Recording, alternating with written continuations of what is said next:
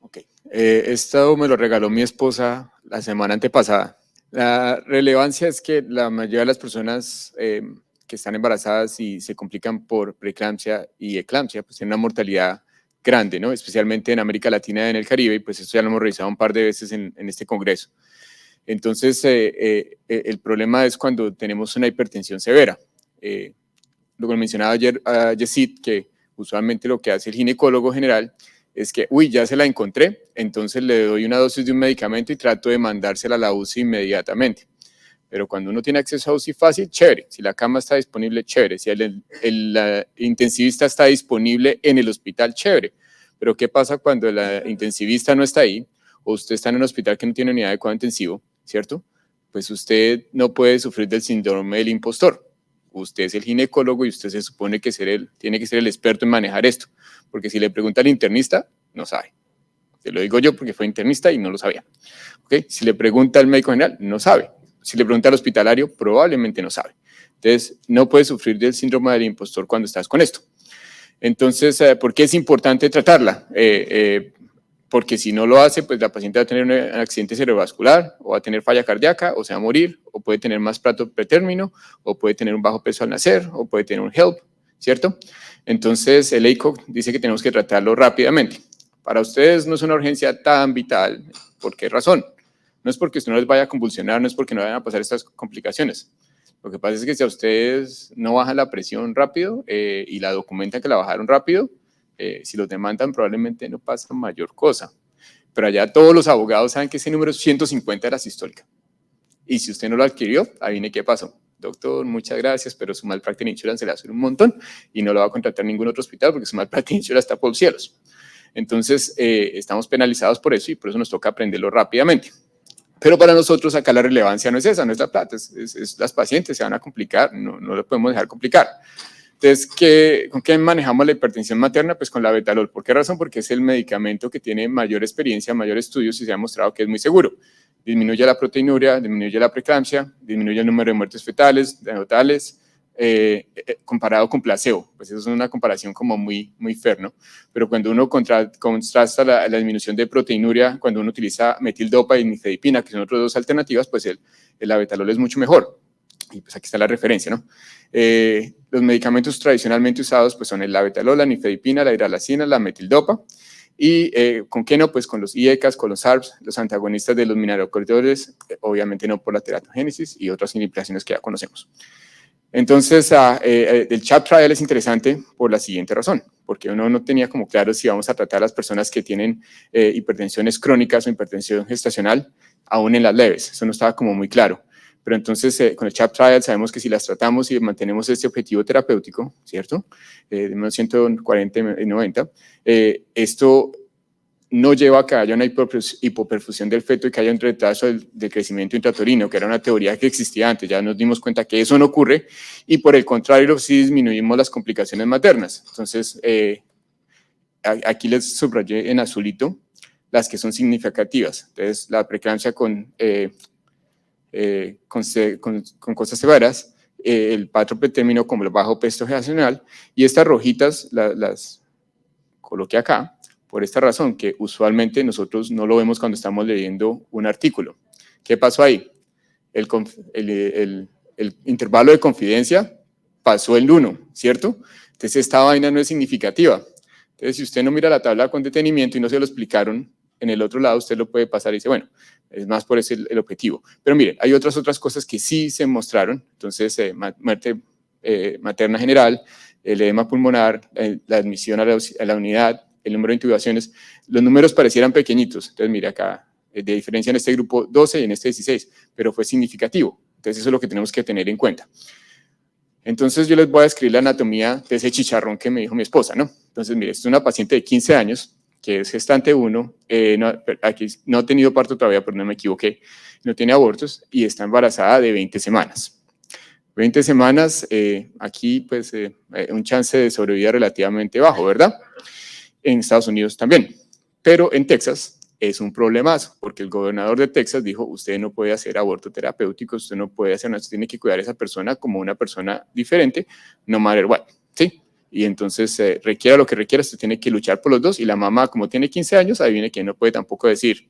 ¿Quién decide? El papá de este niño. No había papá presente, ¿cierto? Entonces, como es menor de edad, ni siquiera el papá del niño puede responder por él. Tiene que ser el papá de esta niña, la de los 15 años, ¿cierto? Y entonces el señor tiene que confiar en uno. Además de eso, la señora tenía un índice de masa corporal de 45 y le dio influenza porque estamos en Texas y es republicano y no nos vacunamos, y estaba en IR10, ¿cierto? Y encima de eso era obesa y tenía DKA. Entonces este es el chicharrón perfecto que todos los ginecos dicen: Barrantes, venga, deme una manito porque se tiene que pronarla, intubarla, hacer toda la vaina.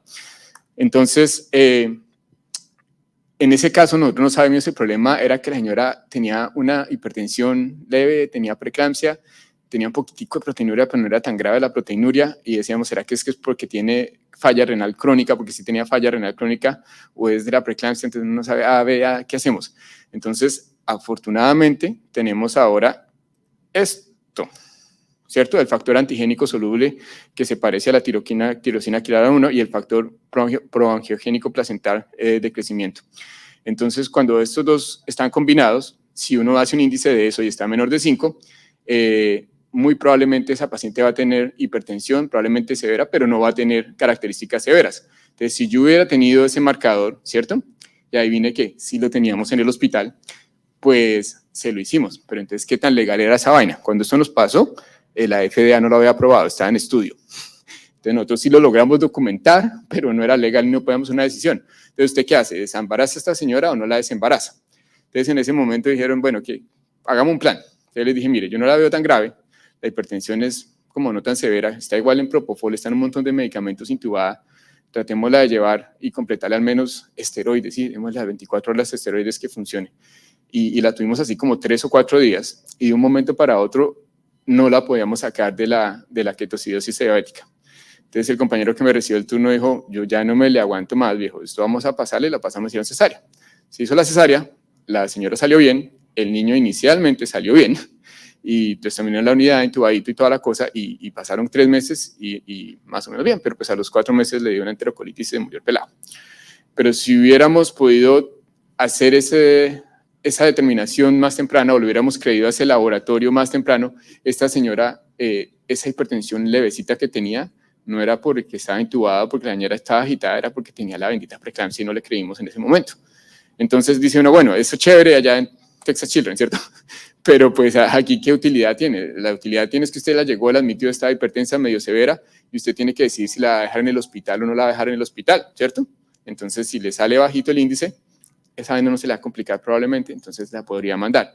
¿Cuándo va a estar disponible a un precio razonable? Bueno, eso está para discutir, pero al menos ya tenemos la herramienta, y esto nos pasó este año, esto no nos pasó hace un montón de años, esto es nuevo que nos pasó y lo tenemos ahora. Entonces, la apnea del sueño está relacionada a la hipertensión y obviamente para la preeclampsia y la que es severa, con características severas son eclampsia, si no está controlada va a ser peor, y eso está bien descrito. Entonces, ¿cómo lo vamos a tratar cuando nos llegó ya la crisis? Y nos toca correr, que nos quedan 8 minutos. Entonces, son poquitos medicamentos, gracias a Dios. La primera línea va a ser la betalol e hidralazina. ¿Cuál es el problema que tenemos algunas veces? Que estas pacientes llegan y tienen unas venas súper difíciles, ¿cierto? O está en urgencia y no le han podido canalizar la bendita vena, o no lo han hecho todavía, entonces toca recurrir a la alternativa oral. Pero si uno ya la tiene canalizada, pues es fácil, es la betalol, es fácil, es disponible, barato, chévere. Entonces, el problema no es la falta de medicamentos, porque estos medicamentos realmente los hay y son baratos en casi todo el mundo. El problema es que la gente no está consciente de qué hay que hacer con esos medicamentos y cuáles son las dosis. Entonces, lo que nos mencionaba acá el doctor Valle y muchas otras personas, usted tiene que tener ese protocolo ahí pegado donde lo vea alguien en las guardias maternas, porque probablemente a ustedes, si no le pasa frecuentemente, tampoco se sabe la dosis y hasta que buscan el teléfono y todo eso es una vaina demorada. Entonces, si le pasó, pues monitoriza al feto y le da la betalol, y la ventaja es que actúa muy rápido, está bien estudiado. Si está bradicárdica, tiene la frecuencia cardíaca menor de 50, si no tiene un ambiente monitorizado, mejor no lo haga, utilice alguno de los otros medicamentos. Si es una asmática, yo les doy con tranquilidad, y la mayoría nunca me ha pasado nada, y es muy raro que les dé una crisis asmática, ¿sí? Pero si está en una crisis asmática en ese momento cuando le dio la preeclampsia, obviamente a ese no le vas a dar la betalol, se le vas a escoger uno de los otros.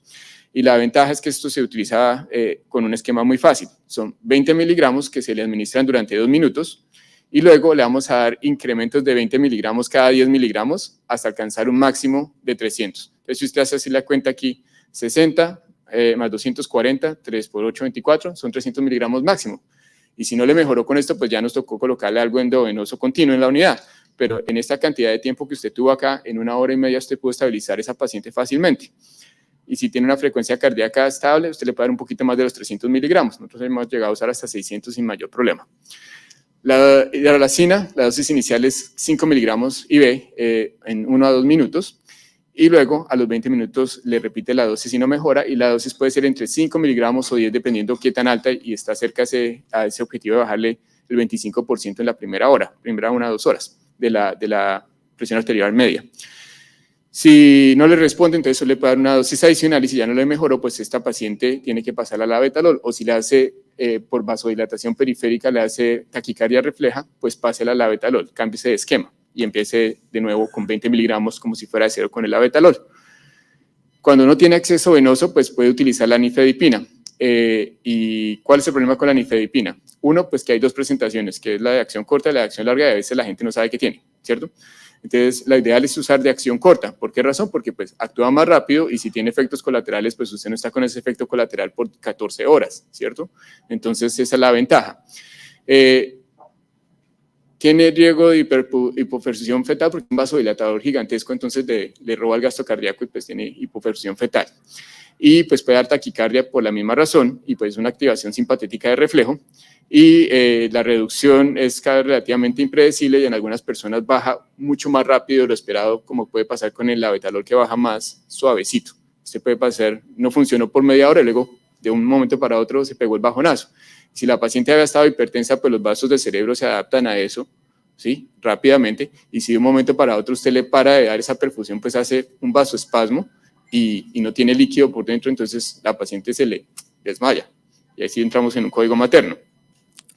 Entonces, el esquema también es facilito. Entonces, usted le da 10 miligramos, no mejoró, a los 20 minutos le repite la dosis entre 10 y 20 miligramos, no mejoró, le da otra vez la tercera dosis, no mejoró, entonces ahí la pasas a la betalol.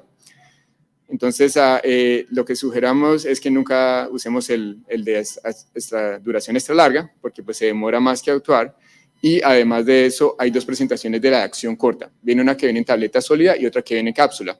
La que viene en cápsula se disuelve mucho más rápido que la que viene en tableta, y no se recomienda dársela masticada. Entonces, no lee la tableta masticada, solamente lee la cápsula y se derrite rápido, si tienes que coger.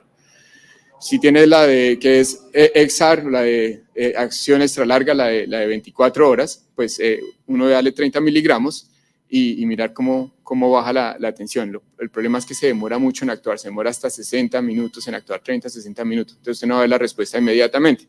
Entonces, si usted no le mejoró en ese lapso de tiempo y no tiene más medicamentos, pues le da una segunda dosis.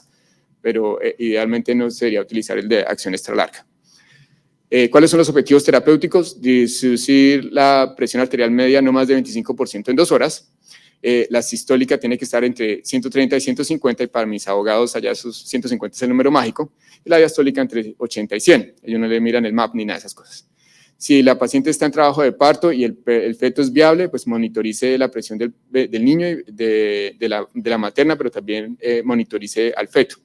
Y si no está en trabajo de parto, usted la puede escalar con qué frecuencia le están mirando los signos vitales. Inicialmente cada 10 minutos por la primera hora, una vez ya está estable, luego cada 15 minutos si está estable la segunda hora, luego cada 30, y luego cada 4 horas por al menos 4 evaluaciones. En 24 horas, si ya está mejor y está estable, está controlada, pues usted la puede mandar para la casa, si está en los pisos normales con telemetría. En algunas partes no hay telemetría, pues en los pisos normales, ¿verdad? Entonces, si todo esto falla, ¿cuál es el plan de emergencia? Es la nicardipina. Ahí es cuando ya entra el rol del intensivista. Entonces, aquí sí ya no le puedo decir, oiga, usted es señor ginecólogo, usted es señor de materno-fetal, si no se sabe la dosis de la nicardipina, que ese es mi trabajo, o algunas personas que hacen materno-fetal se saben esto de memoria, ¿sí? Es muy fácil, es un medicamento muy fácil de manipular, actúa súper rápido, usted le comienza el goteo, y en un par de minutos usted ya empieza a ver la transición, y uno empieza a 5 miligramos por hora, y a los 15 minutos la evalúa, no mejoró, uno le incrementa a 10, no mejoró, le incrementa a 15, y esto, téngalo por seguro que casi siempre mejoran a 15. Yo nunca he tenido que utilizar la betalol encima de nicardipina, supremamente responsivo en las pacientes que están con preeclampsia, es supremamente rápido.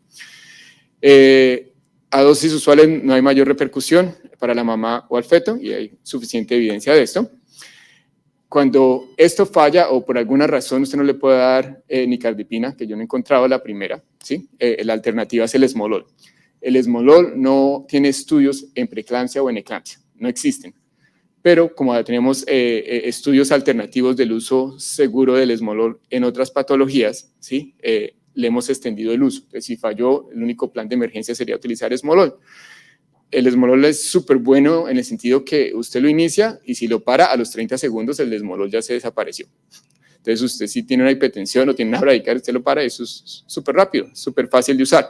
Entonces, el bolo inicial son 250 a 500 microgramos por kilo por minuto y luego, que es el bolo, y luego lo mantiene el goteo de 25 a 50 microgramos por kilo minuto y lo va incrementando hasta que llegue a 300 microgramos por kilo minuto. Entonces, tiene un rango de ajuste cada 5 minutos que es fácil para la enfermera porque tiene un rango para jugar suficientemente largo. Entonces, misceláneos, la nitroglicerina se utiliza cuando hay edema pulmonar, si no le está respondiendo a los diuréticos. En teoría, pues tiene doble efecto, pero yo le recomendaría, si le está respondiendo a los diuréticos, no hay punto de dilatar la arteria pulmonar para incrementar el flujo en el pulmón, no es necesario, solamente le diuréticos. ¿Cuánto? Entre 20 y 40 miligramos de furosemida. Y usted cuando va a empezar la nitroglicerina, empieza a 5, como si fuera un evento coronario, y le va haciendo incrementos cada 3 a 5 minutos de a 5 cada vez, hasta que llega a la dosis máxima de 100. Y en general no tiene mayores efectos en los pacientes ni en el feto. El que sí tenemos que tener cuidado es el nitroprusiato, porque a pesar de que usted lo ponga en la bolsa, esa cafecita para que no se desintegre, el feto no tiene la capacidad para metabolizarlo en el hígado. Y ese fetico le va a hacer toxicidad por nitroprusiato. ¿Ok? Obviamente utilizar los sistemas de detección temprana de la hipertensión. Si tiene el sistema en el hospital, úselo. Si no tiene el sistema, pues utilice el sistema manual. Entrene a sus enfermeras que lo identifique temprano y lo llame a usted temprano, no que lo llame 3 horas después cuando ya está en problema. Y si está en salas de cirugía y usted no lo puede hacer, pues que haya alguien que lo ayude. Caramba, entonces estos protocolos es básicamente lo mismo. El que tenemos nosotros lo tenemos en checklist, entonces cualquier persona lo puede hacer, pero es la misma información. Entonces, si llegamos y necesitamos el medicamento, usted no tiene que ponerse a acordarse la dosis, cuánto era la dosis de la betalol, caramba, y cada cuánto, eran cuántas, 1, 2, 3, 4, aquí ya está. Entonces, usted escoge uno de esos y empieza a chulear. Y está disponible en PDF en todo el hospital, en todos los computadores, y en cada cama del hospital de obstetricia tenemos una. Entonces, usted solamente la arranca y empieza a llenar. Y es fácil. Entonces, la enfermera lo puede iniciar, el médico obstetra lo puede iniciar, el residente lo puede iniciar, el intensivista lo puede iniciar, todos son familiares con eso. Y es exactamente lo mismo que les acabo de decir, pero todo está escrito en un solo papelito, todas las instrucciones de manejo. Entonces, como cuando usted va a manejar un avión y tiene sus checklists para que no se le acaben los alerones, es la misma vaina, usted siempre va a tener gasolina. El sulfato de magnesio no baja la tensión como la gente cree. Sí ayuda un poco, pero no es el medicamento. Este medicamento es para hacer la profilaxis de las convulsiones. Entonces, no se confíe que eso le va a bajar la presión arterial un montón. ¿Okay? Más bien dedíquese a monitorizar que orine y que no se le paren los reflejos cuando usted le está dando el sulfato. Entonces, la dosis, 4 a 6 miligramos por bolo. La dosis de mantenimiento es un poco controversial, pero pues seguimos lo que dice el ACOG. 2 gramos por hora por 24 horas. Hay algunos que prefieren usar 1 gramo por hora por el riesgo de neurotoxicidad, pero el problema es que cuando usted utiliza esa dosis de 1 gramo por hora, es difícil alcanzar concentraciones terapéuticas si usted realmente tiene que estar allá cada ratico mirando a ver si está obteniendo el control de la hiperreflexia. Entonces, a nosotros nos va muy bien con el 2 gramos por hora. Hay que hacer un ajuste si la paciente tiene falla renal aguda o crónica. Entonces, si la creatinina está entre 1.1 y 2.5, entonces usted lo cambia 1 gramo por hora de mantenimiento.